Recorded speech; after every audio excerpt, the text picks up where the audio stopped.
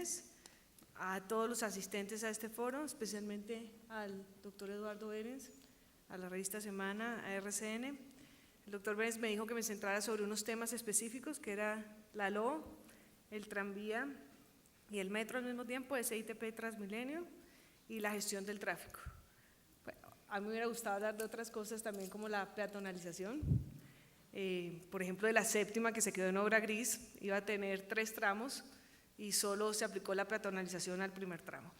Pero creo que hay cosas más importantes en los temas que planteó el doctor Bérez. Por ejemplo, la semana pasada, Luz Estela, que es una empleada que trabaja al lado de mi oficina, la despidieron, y la despidieron porque llegó tarde durante toda la semana. Luz Estela vive en el barrio Las Acacias, en Kennedy, y todos los días le toca salir de su casa a las 4 de la mañana para poder llegar al trabajo al tiempo. Se demora al trabajo a tiempo. Se demora 2 horas, 2 horas y media. Y como salió a las 4:30 de la mañana durante toda la semana pasada, llegó tarde al trabajo y la botaron. Los hijos de Luz Estela, ¿qué hacen? Estudian en un colegio cerquita, en Kennedy, cerquita a su casa, no porque sea el mejor colegio, de hecho es un colegio bastante regular, sino porque quieren evitarse la odisea diariamente de montarse en un transporte público inseguro, de montarse en un transporte público de baja calidad, donde se van a demorar 3 horas. Así que cuando uno ve casos como Luz Estela, que son miles de Luz Estela los que pasan en la ciudad, pues se da cuenta que la movilidad es un tema que tiene que ver directamente con los derechos fundamentales, porque es la herramienta, el puente que hace que los derechos que están en la Constitución realmente sean efectivos. O en otras palabras, ¿de qué me sirve a mí tener el derecho a la educación, el derecho al trabajo, el derecho al estudio, si no tengo manera de llegar a un colegio de calidad o al trabajo o a un hospital en cualquier caso?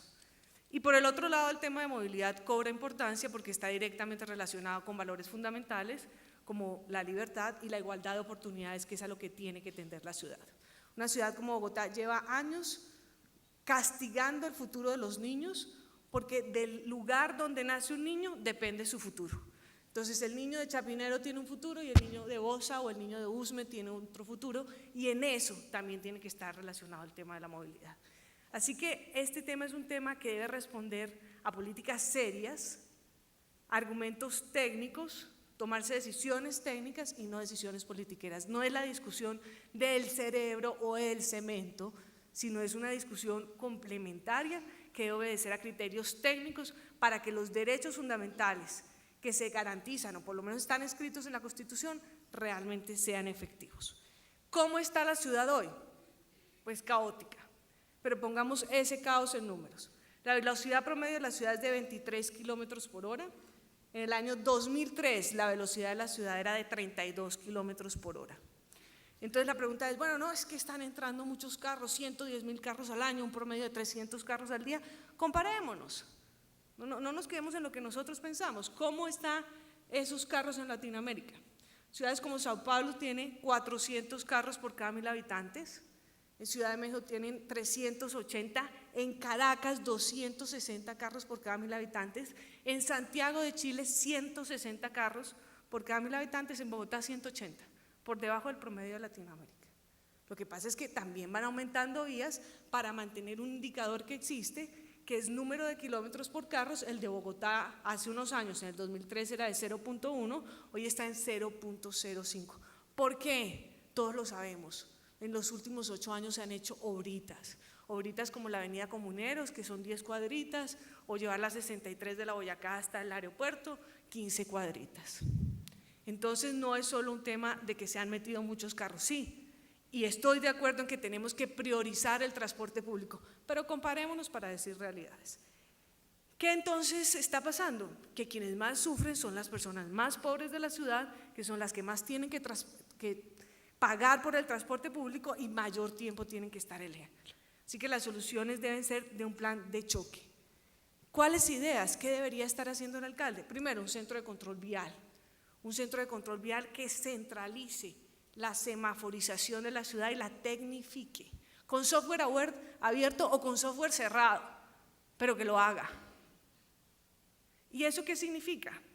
Tener cámaras en buena parte de las esquinas de la ciudad para operar los semáforos en tiempo real. que en horas picos se sepa cuáles son las calles que deben ir más rápido, volver a eso que alguna vez tuvimos la ola verde, pero lo único que se le ha hecho a los semáforos en los últimos años es cambiar la lucecita. 2, que las vías alternas se adecúen. Por ejemplo, la carrera 17 y la 19 son vías alternas de la Caracas, están en mal estado y son prácticamente parqueaderos de todos los carros de Bogotá. 3, que se hable con el sector privado y se cambien los horarios en Bogotá. Algunas empresas pueden entrar a las 7:30 y salir a las 4:30 para que no todos entremos y salgamos al mismo tiempo. 4, que tengamos gerentes de vía, lo está pidiendo la zona franca en la calle 13. Un gerente que se responsabilice por el estado de la vía, la semaforización y tenga a su cargo un escuadrón rompetrancones para esos trancones que se forman diariamente y que nadie los desata, por decirlo de alguna manera. Y muchísima cultura ciudadana, que no sigamos pasándonos los semáforos en amarillo o el avivato haga el segundo o tercer carril para cruzar a la izquierda o se parque en la mitad de la calle. Sobre el metro, 50 años, 100.000 millones de pesos invertidos en estudios, vamos a ver cuánta plata más van a invertir ahorita. Quiero poner un ejemplo, Seúl, en el año de 1971 tenía el mismo ingreso, menos ingreso per cápita que Bogotá, pero tomó Corea decisiones importantes, invertir en infraestructura y en educación. En el año 1974 Seúl comenzó la construcción de la primera línea del metro. Hoy tiene 9 líneas de metro, no se demoraron un siglo, se demoraron bastante menos. Hoy tiene 9 líneas de metro y el 40% de las personas que habitan en Seúl utilizan el metro. Bogotá hoy todavía sigue discutiendo si requiere metro o no. De las ciudades en el mundo que tienen más de 7 millones de habitantes, 4 no tienen metro.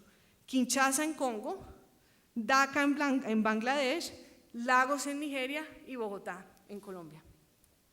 Y de las ciudades capitales en Latinoamérica, solo Paraguay y La Paz no tienen metro, pero tienen 500.000 habitantes.